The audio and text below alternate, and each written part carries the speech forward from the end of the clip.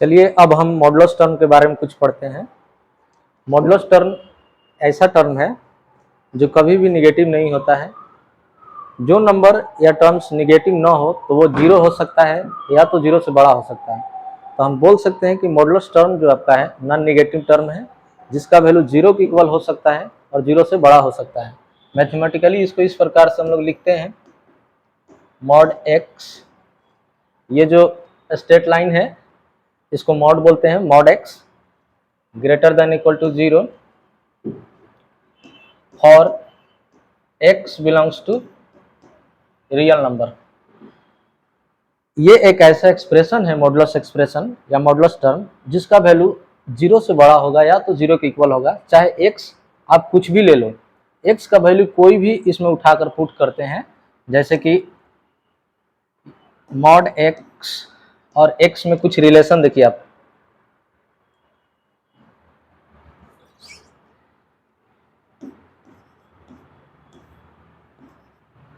X यदि हम 2 put करते हैं तो मॉड का वैल्यू जो होगा वो 2 होगा, क्योंकि मॉड जो है निगेटिव नंबर नहीं होता है। यदि x -2 लेते हैं फिर भी मॉड जो है इसको पॉजिटिव में कन्वर्ट कर देगा, +2। यदि मॉड -3 लेते हैं, x -3 लेते हैं तो मॉड -3 का वैल्यू +3 हो जाएगा। तो दूसरे अर्थ में ये भी हम कह सकते हैं कि मॉड एक ऐसा मशीन है जो निगेटिव नंबर को पॉजिटिव नंबर में कन्वर्ट करता है। तो याद रखिएगा, मॉड एक ऐसी नंबर है जिसका वैल्यू जीरो हो सकता है या तो जीरो से बड़ा हो सकता है, निगेटिव किसी कीमत पर नहीं हो सकता है, चाहे उसके अंदर आप कोई भी संख्या पुट क्यों ना कर दो। मॉड का 2 पार्ट भी होता है, इसको इस प्रकार से भी हम लिख सकते हैं,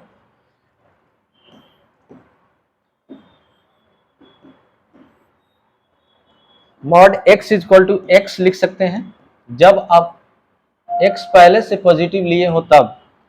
मॉड x का वैल्यू -x लिख सकते हैं जब x पहले से निगेटिव हो तब।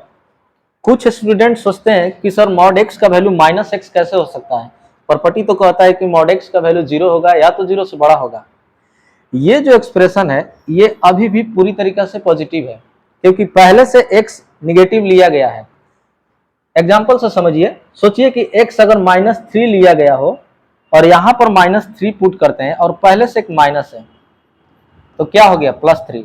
तो मॉड का जो वैल्यू है -x ये अभी भी पॉजिटिव है जब x पहले से निगेटिव लिया गया हो तब। तो मॉड का 2 प्रॉपर्टी भी होता है, इसको याद रखिएगा आप लोग कि मॉड x को हम लिख सकते हैं, डायरेक्ट x लिख सकते हैं जब x पॉजिटिव हो। मॉड x को -x भी लिख सकते हैं जब x निगेटिव हो।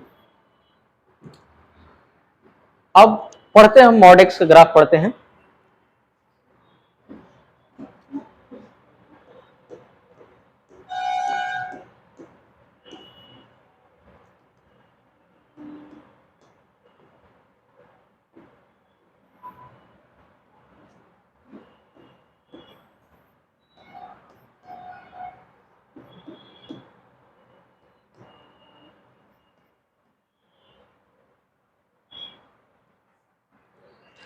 यहां पर ध्यान दीजिए कि मॉड x का ग्राफ खींचते हैं। देखिए y इक्वल टू एक्स का ग्राफ खींचना है। आप लोग स्ट्रेट लाइन में पढ़े होंगे कि y इक्वल टू एक्स एक स्ट्रेट लाइन है जो ओरिजिन से गुजरता है, ओरिजिन से पास करता है, और ये एक्स एक्सिस के साथ 45 डिग्री का एंगल बनाता है। Line y equal to x जो है ये ओरिजिन से पास करने वाला लाइन है, और x का जो कोफिशिएंट यहाँ पर 1 हाइड है, इस लाइन का स्लोप है, यानी कि tan थीटा इक्वल टू 1, तो थीटा इक्वल टू 45 डिग्री। तो y इक्वल टू एक्स एक ऐसी स्ट्रेट लाइन है जो ओरिजिन से पास करेगा और x एक्सिस के साथ 45 डिग्री का एंगल बनाएगा। इसी प्रकार से y इक्वल टू -x का ग्राफ खींचते हैं, यह भी एक स्ट्रेट लाइन है, यह भी ओरिजिन से पास करता है, लेकिन ये पॉजिटिव x एक्सिस के साथ 135 डिग्री का एंगल बनाता है। याद रखिएगा आप। अब ग्राफ पर ध्यान देते हैं, y इक्वल टू एक्स, हमने इसका ग्राफ खींचा, ये आपका y इक्वल टू एक्स का ग्राफ है। अब यहां पर कुछ कंडीशन दिया गया है कि y इक्वल टू एक्स लीजिए, लेकिन x का वैल्यू 0 से बड़ा होना चाहिए। तो अब आप देखिए ग्राफ से देखिए कि x का वैल्यू 0 से बड़ा कब होता है, 0 से मतलब पॉजिटिव कब होता है, जब हम y x के राइट साइड बढ़ते हैं। तो y इक्वल टू एक्स जो है आपका वैलिड है कब, जब y एक्सिस के राइट साइड चलते हैं तब। तो y इक्वल टू एक्स का जो ग्राफ है ये पूरा का पूरा ग्राफ नहीं लेना है, y अक्ष के राइट साइड के ग्राफ को लेना है। तो इधर का जो ग्राफ हुआ, यहां से यहां तक का जो ग्राफ आपका हुआ ये कैंसल हो जाएगा। यहां से यहां तक का जो ग्राफ आपका हुआ